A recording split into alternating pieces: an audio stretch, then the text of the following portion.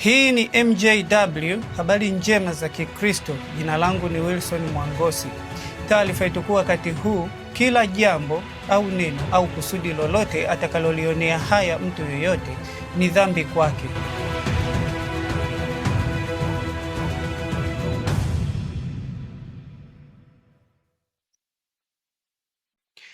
Tunafahamu ya kwamba mtu yeyote atakapovunja amri za Mungu na kanuni zake itampasa hukumu. Lakini kuna watu wanaoyafanya mambo ya halali kuwa ni dhambi kwa sababu ya aibu, kwa maana dhambi ni aibu, kama isemavyo Mithali kwamba haki huinua taifa, bali dhambi ni aibu ya watu wowote. Kwa hiyo kila dhambi aitendayo mtu ni aibu kwake. Kwa mfano, mtu akiabudu sanamu ni aibu kwake, kwa sababu hata yeye mwenyewe ana thamani kuliko sanamu. Tena mtu akifumaniwa katika uasherati ni aibu kwake, na mtu akikamatwa na kitu alichokiiba ni aibu kwake. Tena ukitambulika ukweli kwa sababu ya uongo aliyousema mtu ni aibu kwake, kwa kuwa dhambi ni aibu ya watu wowote. Kwa hiyo kila neno au kusudi au jambo lolote atakalolionea haya mtu yoyote ni dhambi kwake. Kwa mfano, kitendo cha kuchukua kinafanana na kitendo cha kuiba, kwa maana yeye achukuaye na kuhifadhi, kitendo hicho kinafanana na yeye aibaye na kuficha, lakini dhamiri zao ndizo zinazowatofautisha. Kwa maana mmoja anatenda kwa kujiamini na mwingine anatenda kwa aibu. Kwa hiyo yule aliyetenda kwa aibu, kwake huyo ni dhambi. Basi ni vivyo hivyo hata na mambo yaliyo ya halali hufanyika kuwa dhambi kwa sababu ya aibu. Kwa mfano, hapo mwanzo Adam na Hawa, mkewe wazazi wetu wa kwanza, walizaa wana na binti ambao hao nao walioana wakiwa ni ndugu wa damu. Lakini kwa sasa watu kuoana wakiwa ndugu ni jambo la aibu, kwa maana sasa tumekuwa watu wa jamii aina mbalimbali tofauti.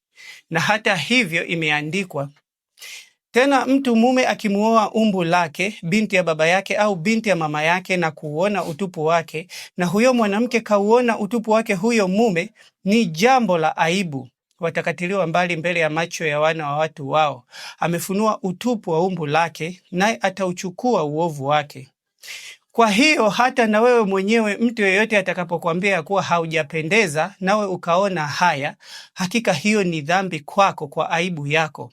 Kama Adam na Hawa hapo mwanzo hawakujijua kuwa wako uchi tangu siku ile walipoumbwa, hata aibu ilipoingia ndani yao, yaani dhambi ilipoingia ndani yao, kwa kuwa dhambi ni aibu, nao wakajijua kuwa wako uchi, wakajificha. Katika waraka wa Mtume Paulo kwa Warumi imeandikwa, ila imani ulio nayo uwe nayo nafsini mwako mbele za Mungu. Heri mtu yule asiyejihukumu nafsi yake katika neno lile analolikubali. Kwa hiyo utakapojihukumu nafsi yako mwenyewe na kuwa na shaka katika neno lolote ulilolikubali tangu mwanzo, ni dhambi.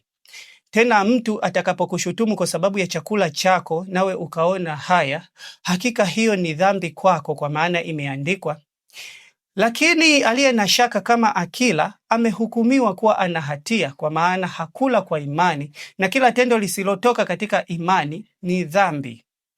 Tena imeandikwa, najua tena nimehakikishwa sana katika Bwana Yesu ya kuwa hakuna kitu kilicho najisi kwa asili yake, lakini kwake yeye akionaye kitu kuwa najisi, kwake huyo kitu kile ni najisi. Hivyo basi na tuangazie chanzo kimojawapo katika mengi kinachosababisha mambo ya kukosesha kwa aibu katika jamii, na chanzo hicho ni mavazi.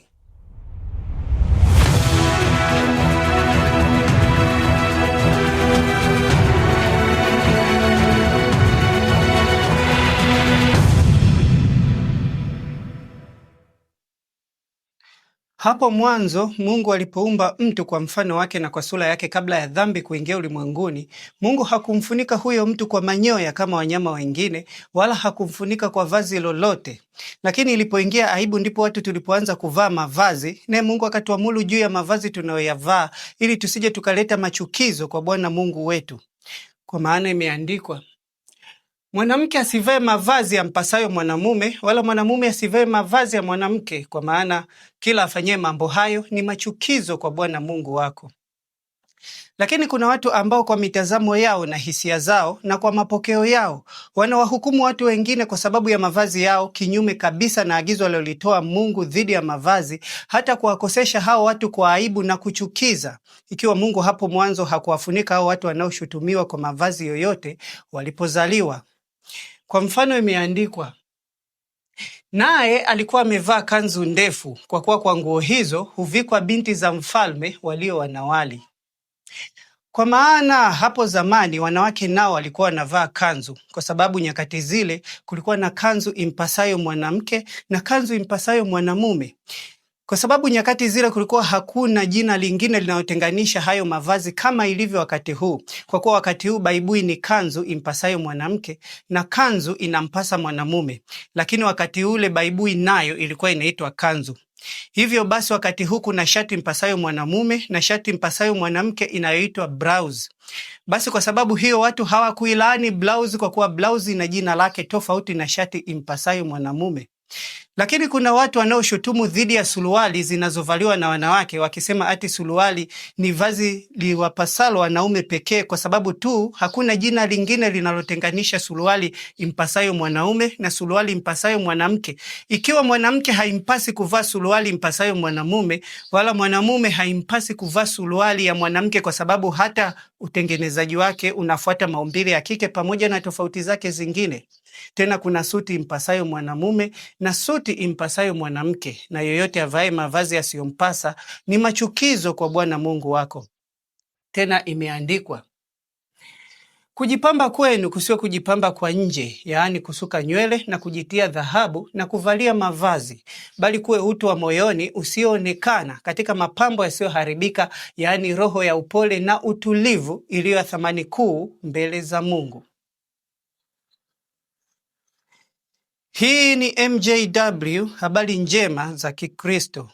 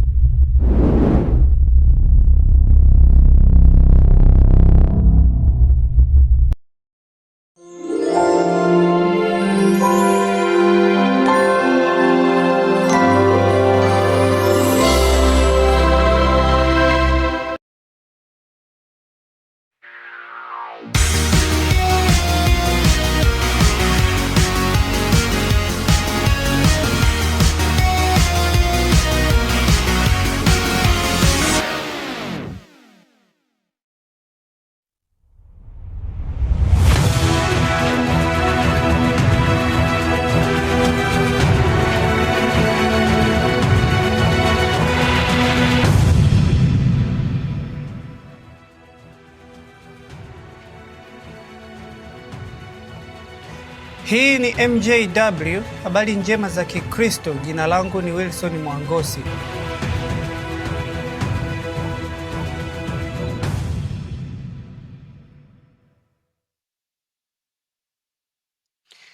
Katika ulimwengu huu wa sasa wenye mitindo mbalimbali ya mavazi, una mavazi yanayovaliwa katika mazingira husika na kwa sababu maalum.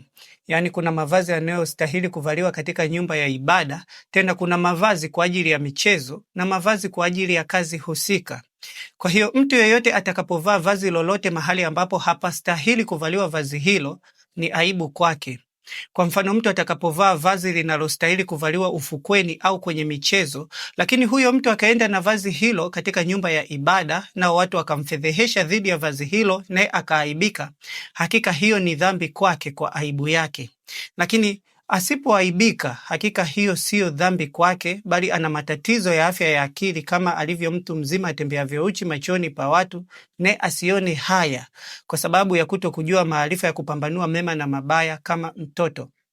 Katika waraka wa Mtume Paulo kwa Waebrania imeandikwa, tukimtazama Yesu mwenye kuanzisha na mwenye kutimiza imani yetu, ambaye kwa ajili ya furaha iliyowekwa mbele yake aliustahimili msalaba na kuidharau aibu. Kwa kuwa Yesu Kristo aliaibishwa, lakini yeye hakuaibika. Kwa hiyo na wewe ukiaibishwa hupaswi kuaibika, kwa kuwa aibu ni dhambi. Hivyo mtu akikukosesha hupaswi kukosea, wala mtu akikutendesha dhambi haupaswi kuitenda dhambi, kwa kuwa dhambi ni aibu ya watu wowote. Kwa hiyo kila jambo au neno au kusudi lolote atakalolionea haya mtu yoyote ni dhambi kwake. Tena Yesu Kristo akasema, ole ni wa ulimwengu kwa sababu ya mambo ya kukosesha, maana hayana budi kuja mambo ya kukosesha, lakini ole wake mtu yule aletaye jambo la kukosesha. Kwa sababu mtu yeyote atakayemwaibisha mwenzake, huyo amemkosesha mwenzake. Lakini Yusufu mumewe Mariamu mama yake Yesu, kwa vile alivyokuwa mtu wa haki, asitake kumwaibisha Mariamu alipoonekana ana mimba kabla hawajakaribiana, lakini Yusufu akaazimu kumwacha kwa siri, kwa sababu imeandikwa, basi imetupasa sisi tulio na nguvu kuuchukua udhaifu wao wasio na nguvu, wala haitupasi kujipendeza wenyewe. Kila mtu miongoni mwetu na ampendeze jirani yake, apate wema, akajengwe. Kwa maana Kristo naye hakujipendeza mwenyewe, bali kama ilivyoandikwa, malaumu yao waliokulaumu wewe yalinipata mimi.